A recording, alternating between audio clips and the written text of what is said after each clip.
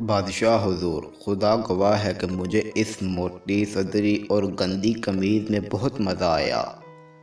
جہاں چاہتا بیٹھ جاتا تھا، نہ گندے ہونے کا ڈر، نہ شکن ٹوٹنے کی فکر، اور نہ ہی لباس سے ہیرے جوہرات گرنے کا افسوس۔ لہذا میں نے وہ قمیض اسے واپس نہ کی، بلکہ سوائے تہمت کے باقی سارے نئے کپڑے اسے پہنا دیے۔ وہ جوان تشکرانہ نظروں سے مجھے دیکھنے لگا۔ شام کو ضد کر کے وہ نوجوان مجھے بھی اپنے گھر لے گیا۔ تقریباً 4 میل کا فاصلہ طے کیا تو محسوس ہوا کہ پیدل چلنا کتنی مصیبت ہے۔ تقریباً عشاء کے وقت ہم دونوں اس جھونپڑی تک پہنچے جہاں اس کی بوڑھی ماں اندھیرے میں بیٹھی اس کا انتظار کر رہی تھی۔ ہماری آہٹ پا کر بولی، بسم اللہ رشید بیٹے، آج تو بہت دیر کر دی۔ میں بہت پریشان ہو رہی تھی، اور یوں مجھے پتہ چلا کہ اس نوجوان کا نام رشید تھا۔ یہ کون ہے تمہارے ساتھ؟ پھر ماں نے پوچھا، جس کے جواب میں رشید نے صبح سے لے کر شام تک کی ساری کہانی اپنی ماں کو سنائی اور کہا، آج سے یہ بھی ہمارے ساتھ ہی رہے گا۔ سو بسم اللہ، خدا کی مہربانی ہے کہ اس نے مجھے ایک اور جوان بیٹا دے دیا ہے، ماں نے خوشی سے کہا، اور یہ کہتے ہوئے اندر چلی گئی کہ بیٹھو میں کھانا لے کر آتی ہوں۔ اس کے بعد اس نے دیا روشن کیا اور تھوڑی دیر کے بعد ایک چنگیر میں 3 روٹیاں اور عجیب سا سالن لے کر آئی اور کہا، لو کھاؤ۔ میں سمجھ گیا کہ ماں نے 2 روٹیاں رشید کے لیے اور ایک اپنے لیے پکائی تھی، لہذا میں ذرا ہچکچانے لگا۔ نہیں بیٹے، فکر نہ کرو، بسم اللہ کر کے کھانا شروع کرو، یہ ہم تینوں کے لیے بہت ہے، ماں نے میری پریشانی دور کرتے ہوئے کہا۔ کھانے کے بعد میں بھی وہیں چٹائی پر ماں بیٹے کے نزدیک سو گیا۔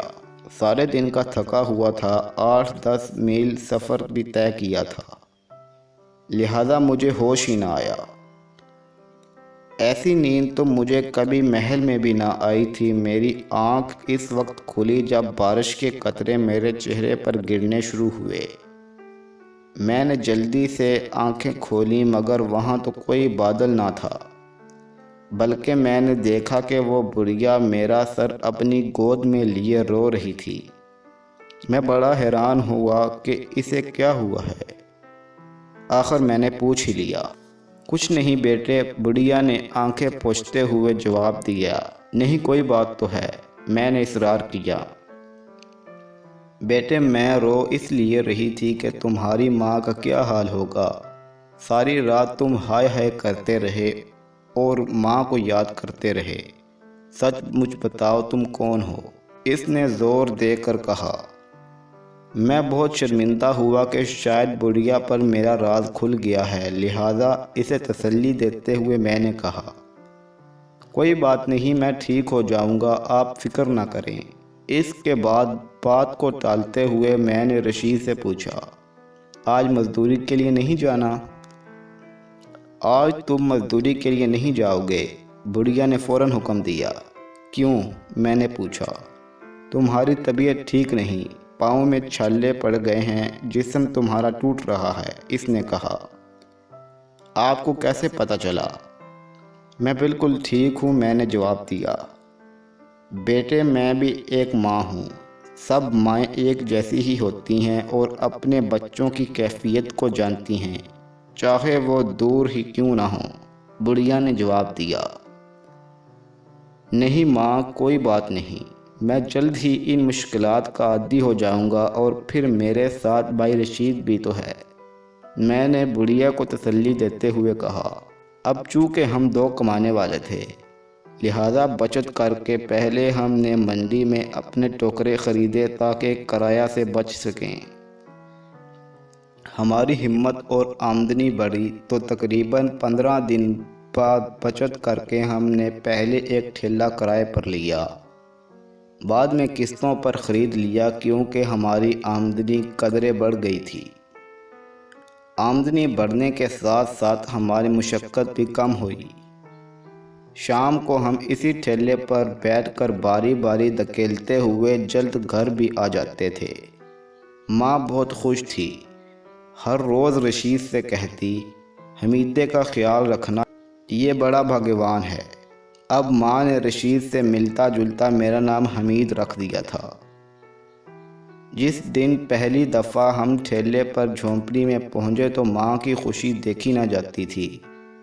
میں بھی جو مزدوری کرتا وہ ساری رشید کو دے دیتا اور وہ گھر لا کر ماں کے حوالے کر دیتا تھا۔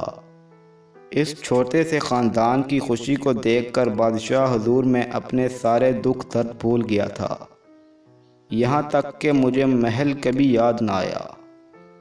رشید ہر جگہ بڑے مان سے میرا تعارف اپنا بھائی کہہ کے کرواتا تھا۔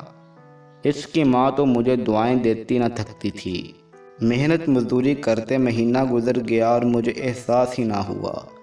وہ تو کل جب میں منڈی گیا تو پتہ چلا کہ آپ کے حکم کی تعمیل کا آج آخری دن تھا اور رات کو مجھے محل میں واپس آنا تھا، لہذا شام کو میں نے ماں اور رشید سے یہ کہہ کر اجازت لی کہ میرے والدین کا پتہ چلا ہے کہ وہ قریبی شہر میں میری تلاش میں سرگرداں ہیں۔